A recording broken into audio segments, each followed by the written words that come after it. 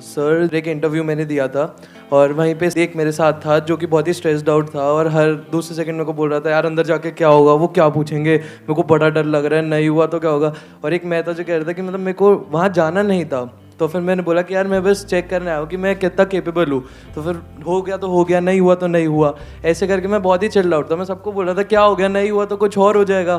तो वो जो मेरे साथ था सर, हम दोनों ने सेम इंटरव्यू दिया, हम सेम क्वालिफिकेशन पे थे, उसके मेरे से ज़्यादा मार्क्स आए हुए थे। वो रिजेक्ट हो गया और मैं सिलेक्ट हो गया उस राउंड में। तो फिर अंदर जाके यही हुआ कि मैं बहुत ही कॉन्फिडेंटली आंसर कर आया और उसका वो बहुत ही डरा हुआ था, मैं कैसे करूँगा, मैं कैसे करूँगा, हर बार पे उसका यही था मेरा नहीं होगा, और फिर उसका नहीं हुआ।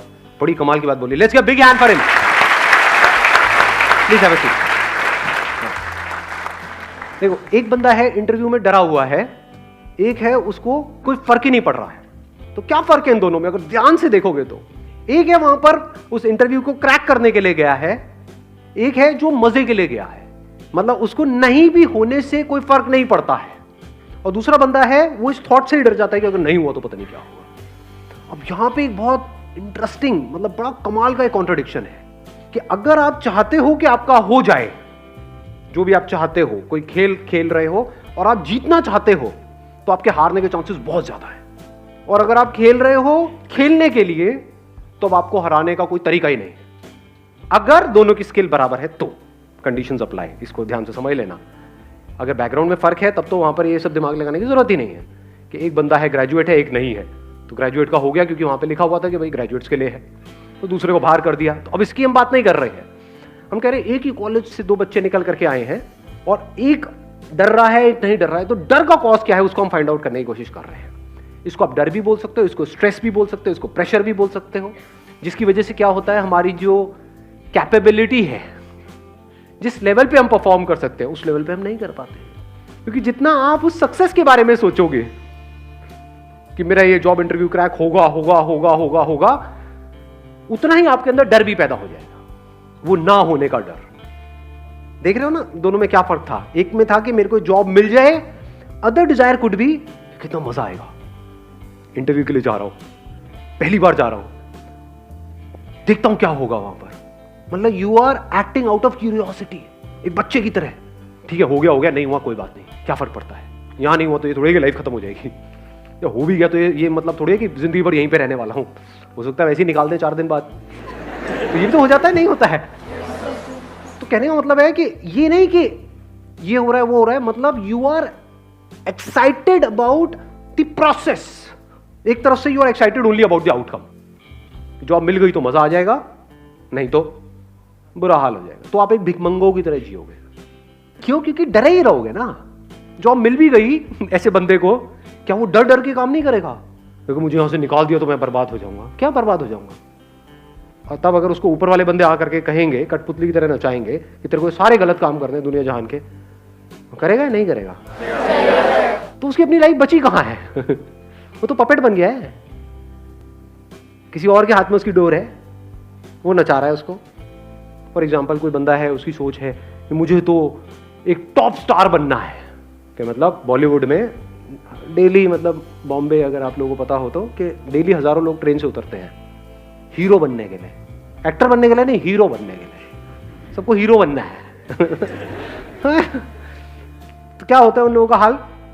अच्छा होता है, बुरा होता है? क्या कभी उनको हमने देखा जा करके प्रैक्टिकली उन लोगों की लाइफ को ऑब्जर्व किया है कि क्या क्या हालत होती है? मैंने धक्के खाए हैं इसलिए मुझे पता है अंदर की कहानी क्या है। बहुत बुरी हालत होती है, इतनी बुरी जिसकी कोई हद ही नहीं है। हर तरफ से पिसे हुए होते हैं। क्यों मर रहे हो? क्योंकि उनको हीरो बनना है।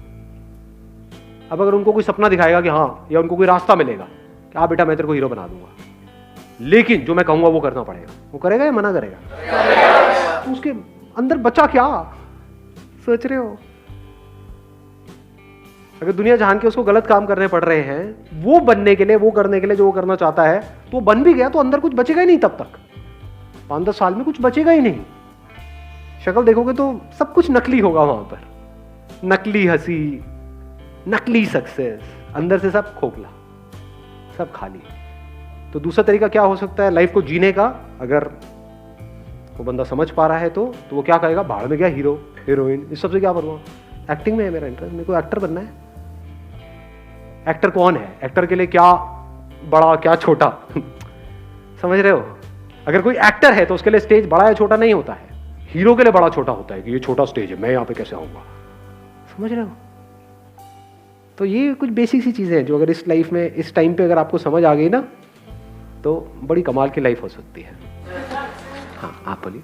सर, जो दो लोग होते हैं उनमें बेसिक डिफरेंस ये होता है कि एक कॉन्सिक्वेंसेस में जीता है और एक प्रेजेंट में जीता है। एक सोचता है कि अगर मैंने ये नहीं किया तो उससे क्या क्या हो जाएगा, मेरी लाइफ पे क्या इम्पैक्ट पड़ेगा, और सोचता है कि मैंने ये नहीं किया था, लास्ट टाइम भी मैं डिसअपॉइंट हो गया था, मैं अपना बेस्ट नहीं दे पाया था, तो वो आगे भी वही सोच सोच के जीता रहता है और नेगेटिव ही चलता है, उससे कभी भी कोई पॉजिटिव की उम्मीद ही नहीं होती। और जो दूसरा होता है सर, वो बहुत ऑप्टिमिस्टिक होता है, उसको लगता है कि इवन इफ नहीं भी हुआ तो लेट इट बी, हम नेक्स्ट ट्राई करेंगे। वो कभी भी गिव अप नहीं करता है और वो आगे वाले कॉन्सिक्वेंसेस का नहीं सोचता, वो प्रेजेंट में जीता है।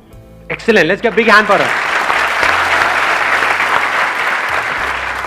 अब आपसे सिंपल सा क्वेश्चन है, प्रेजेंट में कैसे जीते हैं? प्रेजेंट में जीने का मतलब और ना जीने का मतलब पहले क्लियर करते हैं। जो बंदा प्रेजेंट में नहीं जी रहा है वो क्या कर रहा है कि मैंने इतनी बार ट्राई किया, नहीं हुआ, अब भी होने वाला तो है नहीं। पिछली बार भी मैं गया था, वहाँ पे जाके नर्वस आ गया था, नर्वस को नर्वस अच्छा लगता है बोल। हाँ, इस बार भी अगर ऐसा हो गया तो पता नहीं मेरा क्या होगा।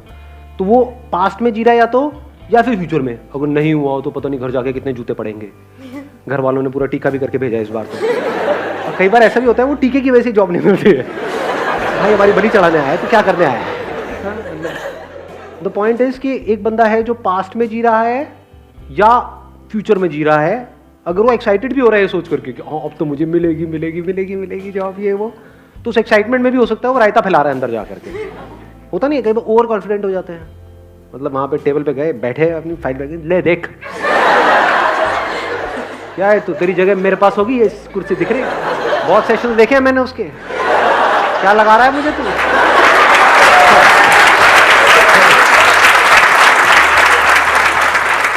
ऐसे बंदों को मार पीट के बाहर फेंकते हैं, मतलब प्यार बोलेंगे नहीं, मार फेंक दिया जाएगा ऐसे बंदों। तो कह रहे हैं मतलब ओवर कॉन्फिडेंस भी प्रॉब्लम है, अंडर कॉन्फिडेंस भी प्रॉब्लम है। अब ऐसा क्यों होता है, ध्यान से समझना। अगर आप कोई काम कर रहे हो और अपने अंदर ही अंदर कुछ और बोल रहे हो जो उस काम से रिलेटेड नहीं है, तो आप उस काम को ढंग से कर पाओगे? या अगर वो काम कर रहे हो उसी से रिलेटेड बोल रहे हो तो उस काम को ढंग से कर पाओगे? समझ गए ना? ये बोलना ही सोचना है, पहले इसको समझ लो अच्छे तरीके से। मैंने अपने कई सेशंस में बोला है, what is thinking, what is thought, ये लोगों को पता नहीं है लेकिन बात करते हैं। माइंड, व्हाट इज माइंड, ये जो हम अपने अंदर ही अंदर अपने आप को बोल रहे होते हैं, ये थिंकिंग है। बिना बोले क्या आप सोच सकते हो? हाँ, बोलते रहे हो नहीं, कभी प्रैक्टिकली करके देखा है? किसी ऐसी चीज के बारे में सोच के बताओ जिसका कोई वर्ड माइंड में ना पड़ा हो। Can you think about it? Impossible. तो पहले हम बोलते हैं, फिर उसके कॉरस्पॉन्डिंग इमेजेस माइंड में आती है, फिर एक चेन बनती है, इसको थिंकिंग बोलते हैं। तो आप चाहे पॉजिटिव बोल रहे हो अपने आप को, चाहे नेगेटिव बोल रहे हो, आउटकम से रिलेटेड, जो होने वाला है उससे रिलेटेड, चाहे वो अच्छा है चाहे बुरा है, उसका जो अभी काम करना है उससे कोई कनेक्शन नहीं है। आउटकम मतलब क्या? जॉब मिलनी है नहीं मिलनी है वो तो कुछ दिनों बाद डिसाइड होगा, बाद में डिसाइड होगा, कहीं और डिसाइड होगा, आपका कोई कंट्रोल है ही नहीं उसके ऊपर। आपका काम क्या है? अगर आप सिर्फ जॉब इंटरव्यू के बारे में ही उस टाइम बोल रहे हो, ये भी नहीं कि हम बोंदुओं की तरह बैठे कुछ भी नहीं बोल रहे हैं या कुछ भी नहीं सोच रहे हैं। If you are thinking about the job interview, कि जैसे कोई बंदा अंदर गया, उससे जाकर के पूछा कि भाई किस तरह के क्वेश्चंस आ रहे हैं, क्या पूछ रहे हैं, there is a strong possibility कि एक ही तरह का पैटर्न चल रहा होता है। तो आपने उसको सुना, समझा और अपनी प्रिपरेशन करी, अपना प्लान बनाया, उसमें कोई दिक्कत नहीं है। Because that plan, that preparation, that thinking about the interview is important. If you are speaking about जो होने वाला है बाद में कभी, उसके बारे में आप सोच रहे हो, या जो भी काम है उसके अलावा किसी भी चीज के बारे में आप बोल रहे हो, किसी भी चीज के बारे में, अपने माँ बाप के बारे में, घर में ये हुआ, वो होने वाला है, ये होगा, वो होगा, मिल गया तो ये होगा, पार्टी होगी, नहीं मिला तो, ये सब अगर आप बोल रहे हो तो आप उस मोमेंट में नहीं हो। बट अगर आप बोल रहे हो उसी से रिलेटेड जो आप काम कर रहे हो, जैसे अगर खेल रहे हो फील्ड में, तो अगर उस खेल से रिलेटेड आप बोल रहे हो अपने आप को, कि बंदा सामने से आ रहा है, मान लो फुटबॉल खेल रहे हो, कि ये आएगा, आ करके मुझे टांग मारने वाला है, मैं गिरने वाला हूं, क्यों ना मैं ऐसा करूं, यहीं पे रुक जाऊं, इसको लगेगा मैं निकलने वाला, ये करके मैं यहां से निकल जाऊं। ये सब हो रहा है, यही थिंकिंग है।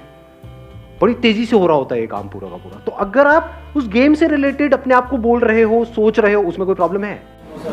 कोई प्रॉब्लम नहीं। That means you are there in the present moment. But अगर उस टाइम पे देखना ये है कि सामने वाला ओपोनेंट कैसा है, उसकी स्ट्रेंथ्स क्या है, उसकी वीकनेसेस क्या है, मैं कहां से जाऊं, कैसे जाऊं, ये सोचने की बजाय अगर आप सोच रहे हो, आपकी नजर पड़ी वहां पे ट्रॉफी पे और उसके बारे में सोच रहे हो, इमेजिन कर रहे हो कि वो ट्रॉफी मेरे हाथ में होगी और फिर पूरी कंट्री सेलिब्रेट करेगी, ये होगा वो होगा, I will create history, then आप फ्यूचर में हो, आप उस मोमेंट में हो ही नहीं।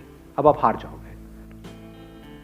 आपकी सक्सेस जो है जिस भी फील्ड में आप जा रहे हो उसका कनेक्शन है कि आप अपनी 100% कैपेबिलिटी पे परफॉर्म कर सकते हो या नहीं कर सकते। इसको ध्यान से समझ लेना। कुछ और एक और लेयर निकल करके आई है। मतलब आपकी कैपेबिलिटी ये है, यहां पर है, किसी और की कैपेबिलिटी ये है, आप उससे हार जाओ, कोई प्रॉब्लम नहीं है। पॉइंट ये है कि क्या आपने अपना 100% दिया। अगर आपने अपना 100% दिया और आप उस बंदे से हार भी गए, तब भी आप जीत गए, क्योंकि आपको 100% देना आ गया लाइफ में।